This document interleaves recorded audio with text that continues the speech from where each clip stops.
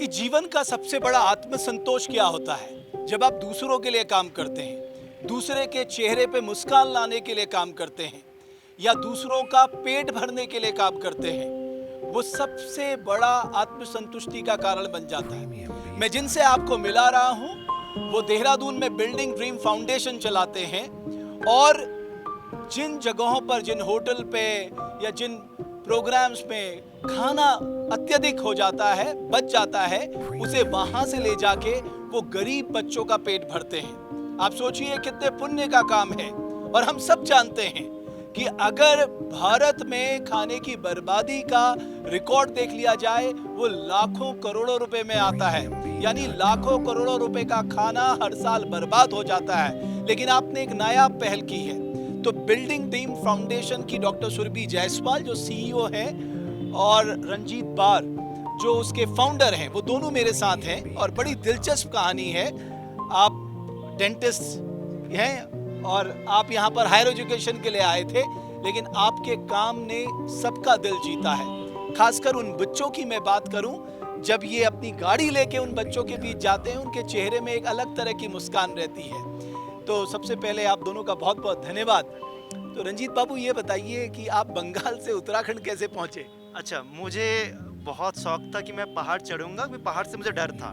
तो इसलिए मैं देहरादून आया पढ़ाई करने के लिए। और इतने खूबसूरत लोगों के साथ जब मैंने मिला तो मुझे लगा कि मुझे विवेकानंद बोल रहे हैं कि बच्चे तुम कुछ करो।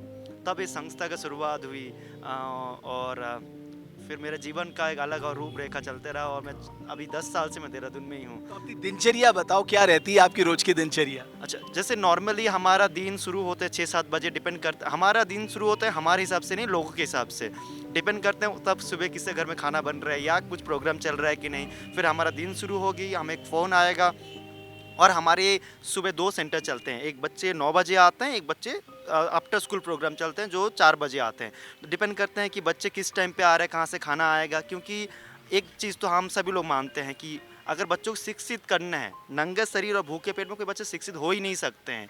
और मुझे लगा कि देवभूमि, देवतुल्य लोगों के साथ अगर हम सबको एक मुहिम में जोड़ दें, तो मेरे बच्चे शिक्षित भी हो सकते हैं, खाना भी मिलेगा और समाज एक साथ आके समाज की कुछ भले के लिए सब लोग योगदान कर सकते चलिए, हैं। और डॉक्टर सुरभि, आप तो खैर देहरादून की रहने वाली हैं, तो फिर आपके मन में कैसे आया और आपकी मुलाकात कैसे हुई? हमारी मुलाकात एक ओल्ड एज होम में हुई थी। मेरे दादाजी की डेथ हुई थी, तो उसके बाद से मुझे लगा कि शायद हमको किस ऐसे ओल्ड एज लोगों के लिए भी कुछ करना चाहिए। तब जा कर के मैं ओल्ड एज होम में विज़िट करती थी, उनके लिए हैप्पीनेस प्रोग्राम अरेंज करना, उनके लिए मेडिकल, खाना पीना अरेंज करना। तब मेरी वहाँ पर रंजीत जी से मुलाकात हुई। तब रंजीत जी ने बोला कि मेरा सपना है कि मैं बच्चों के साथ काम करूं और मेरा इंटरेस्ट था कि मैं कैसे ओल्ड एज में कैसे हैप्पीनेस को लेके आऊं। तब हमने इस संस्था का नाम रखा बिल्डिंग ड्रीम्स, कि सभी के अलग अलग सपने हो सकते हैं, तो हम कैसे उन ड्रीम्स को बिल्ड किया जाए, इसलिए बिल्डिंग ड्रीम्स इस संस्था का नाम रखा गया और हम दोनों ने शुरुआत अभी किया। फाउंडेशन भी मजबूत हो गई है। जी जी, हाँ? बिल्कुल बिल्कुल। तो आप एक दिन में कितने लोगों तक पहुंचते हैं? एक दिन में डिपेंड करता है जिस हिसाब से खाना बचता है। अभी 2-3 दिन पहले की ही मैं बात बताऊं, शनि सेवा समिति करके एक ऑर्गेनाइजेशन है, उन्होंने बहुत बड़ा एक जागरण कराया था सहारनपुर चौक में। तो उन्होंने बहुत सारे लोगों के लिए भंडारा ऑर्गेनाइज कराया था।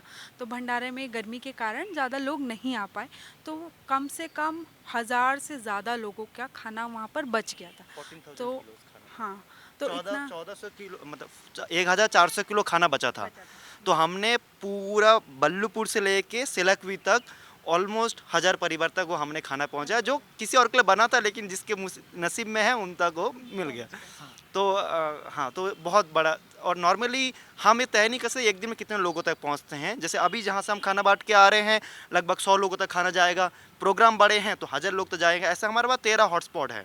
13 हॉटस्पॉट में जहाँ पर जैसे खाना बचे उस हिसाब से पहुँचेगा। तो सुरभि, एक बात बताइए, मैंने वहाँ पर कुछ बच्चों से बात की, जी। तो मुझे याद नहीं आ रहा उस बच्चे का नाम, बट उसने कहा कि मैंने उनसे कहा था मुझे पढ़ना है, हाँ तो जी। देन आपने उसकी स्कूलिंग की व्यवस्था की। मुझे जी, बड़ा जी। अच्छा लगा ये सुन के, बिल्कुल, बिल्कुल। है ना? क्योंकि आप अपने जीवन में दूसरों के लिए क्या करते हैं, इसके लिए आप ज़्यादा जाना चाहते हैं। जी, जी। बिल्कुल हम दोनों का मकसद ही एक चीज़ है कि हमारे मम्मी पापा ने हमको पढ़ाया, लेकिन हम कैसे और 100 बच्चों तक अपनी शिक्षा को लेके जा सके ताकि वो 100 और 1000 तक पहुंच सके। यही हमारा मकसद है। हम बिलीव करते हैं नेशन बिल्डिंग में कि कैसे एक बच्चे का शिक्षा से वो पूरे फैमिली को बदल के रख सकता है। जब हम बात करते हैं गरीबी रेखा को हटाने के लिए, तो उसका सबसे इम्पोर्टेंट पूंजी ही शिक्षा है। तो जिस पे हम ग्रास रूट लेवल से काम कर रहे हैं और ऐसे बच्चों को हैंड पिक करते हैं जो बच्चे रैक पिकिंग का काम कर रहे हैं, चाइल्ड लेबर का काम कर रहे हैं, अब्यूज़ में हैं कि घर से डोमेस्टिक वायलेंस का शिकार है, या ऐसे बच्चे जो आज तक स्कूल ही नहीं गए। मुझे आज भी सुन के अजीब लगता है कि 14 साल का बच्चा लेकिन आज तक स्कूल नहीं गया। वो भी ऐसे तब कैसे? जब राइट टू एजुकेशन आपके देश में लागू हो, बिल्कुल। है फंडामेंटल राइट हो आपका। बिल्कुल। और 14 साल का बच्चा बोलता है कि मैम मैं तो आज तक स्कूल ही नहीं गया। मैंने कहा ऐसे कैसे हो सकता है, तुम्हारे घर में किसी ने बोला नहीं? उसने बोला कि मैं मेरे घर पे भी कोई पढ़ा लिखा नहीं। लेकिन जब वो आज स्कूल जाने के बाद वो बोलता है कि मैं एक फर्स्ट जनरेशन लर्नर हूँ, अपने फैमिली से पहला एक बच्चा है जो स्कूल जा रहा है। इतने इन 75 ईयर्स ऑफ इंडिपेंडेंस के बाद एक बच्चा स्कूल जा रहा है, तो वो उसके जीवन का बहुत महत्व पल है जिसे हमें सेलिब्रेट करना चाहिए। और हम हर एक बच्चे को उस हर एक बच्चे जो भी हमारे साथ जुड़े, सबकी एक एक कहानी है, कोई किसी बैकग्राउंड से, लेकिन एज अ बच्चा हमारा लक्ष्य है कि वो एक अच्छी जगह पे पहुँचे, एक रिस्पॉन्सिबल सिटीज़न बने। तो उसके लिए हम काम और करें। अच्छी बात है, आप सही लोगों के बीच काम कर रहे हैं जो वाकई ज़रूरतमंद हैं। आपसे भी मेरी बात हो रही थी, आपने बड़ी दिलचस्प बात की, आप किसी को कुछ दीजिए ना दीजिए, बस शिक्षा दे दीजिए। तो आप मानते हैं कि सबसे बड़ी पूंजी और सबसे बड़ा निवेश हमें केवल और केवल एजुकेशन सेक्टर में करना चाहिए? सर मुझे तो 100% एश्योरिटी है, एजुकेशन इज़ फ्रीडम। शिक्षा ही आज़ादी का सबसे बड़ा हथियार है। अब नेल्सन मंडेला का देख लीजिए, आप विवेकानंद का देख लीजिए, या आप रामकृष्ण मिशन का देख लीजिए। मतलब शिक्षा की भी बहुत ज़्यादा परिभाषा होंगे, हम ABCD की बात नहीं कर रहे। शिक्षा मतलब एक जीवन में बेहतर करने के लिए जो हमें पूंजी चाहिए। मतलब विवेकानंद कहीं पर लिख रहे हैं, education should be not assimilation of fact but of character building. हम वो चरित्र की गठन की शिक्षा की बात कर रहे हैं। चरित्र निर्माण। सिर्फ ABCD की बात नहीं कर, वो जरूरी है। तो हम टोटल पैकेज ऑफ एजुकेशन की बात कर रहे हैं। और जब इस तरह का शिक्षा आप घरों घरों पहुंचाएंगे, समाज अपने आप बेहतर होगा। समाज बेहतर होगा तो आपका स्टेट बेहतर होगा, स्टेट तो आपका कंट्री बेहतर होगा। हम बंगाल में एक 20 साल से गाना हम गाते हैं, बोलो बोलो बोलो सबे शत बिना बिनु रबे भारत तो আমায় जगत सबाई श्रेष्ठ आसन लबे। 20 साल से हम ये बोल रहे हैं, सब एक साथ बोलो कि भारत एक दिन दुनिया की श्रेष्ठ आसन लेंगे। हम बोल क्यों रहे हैं, हम कर क्यों नहीं रहे हैं? तो मुझे लगता है हजारों जैसे मेरे वैसे युवा को थोड़ा कठिन तो होगी, लेकिन नेशन बिल्डिंग पे आके हाथ जुटाना पड़ेगा।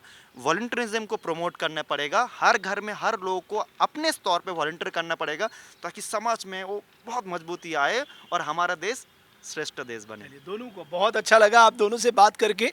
और आपके यहाँ भी कोई फंक्शन होता है और आपका खाना बचता है, जैसा अमूमन हर फंक्शन में होता है, तो मैं स्क्रीन के नीचे आपको नंबर दिए दे रहा हूँ, जो बिल्डिंग ड्रीम फाउंडेशन है उसका एड्रेस दिए जा रहा हूँ। आपको कुछ नहीं करना, बस आपको इनको एक कॉल करना है। इनकी खुद गाड़ी आती है, ये खुद खाना ले जाते हैं और खुद लोगों को बांटते हैं। ये संसार में सबसे बड़ा पुण्य का काम है कि भूखे लोगों को भोजन कराना, और इसी कार्य में जुटे हैं। केवल भोजन कराना ही नहीं, उनके अंदर शिक्षा को लेकर जागृति लाना, इतने महत्वपूर्ण काम ये लोग कर रहे हैं। तो समाज में हम क्या अपना योगदान दे सकते हैं, जैसे सुरभि और रंजीत दे रहे हैं, ये हम सबको सोचना चाहिए, क्योंकि हम एक सामाजिक प्राणी हैं और समाज में हमारा कंट्रीब्यूशन ही हमारी सबसे बड़ी पहचान बनता है। बहुत बहुत धन्यवाद हमारी इस खास पेशकश को देखने के लिए।